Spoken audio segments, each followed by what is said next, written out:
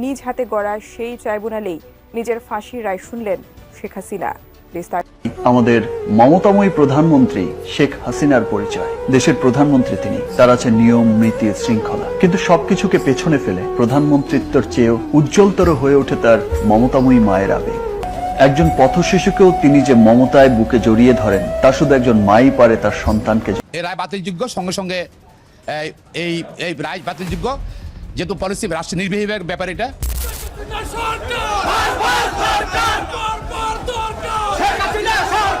আগে বলেন নাই পরিস্থিতির জন্য দায়ী কে?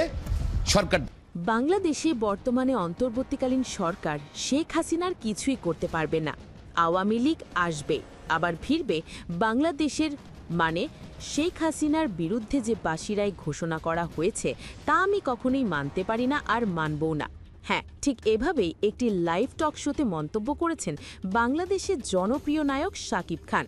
তিনি আরও জানায়, মমতাময়ী শেখ হাসিনা তিনি বাংলাদেশের একজন প্রধানমন্ত্রী নয়, তিনি একজন মমতাময়ী মায়ের মতো দেশকে তার সন্তানের মতোই করে আগলে রেখেছেন।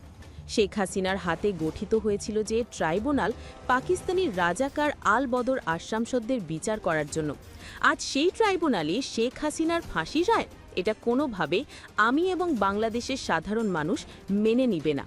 এছাড়া বাংলাদেশের সাধারণ মানুষের একটি বক্তব্য, শেখ হাসিনার মতো এমন একটি উজ্জ্বল নক্ষত্র আপনারা কখনোই তার বিরুদ্ধে এমন ষড়যন্ত্র করতে পারেন না। আমাদের ফাঁসিটা শেখ হাসিনার ফাঁসি দিতে পারবা না, আমাদের ফাঁসি দিয়ে লাগবে, আমার শেখ হাসিনার আমি ফাঁসি দিতে দেবো না।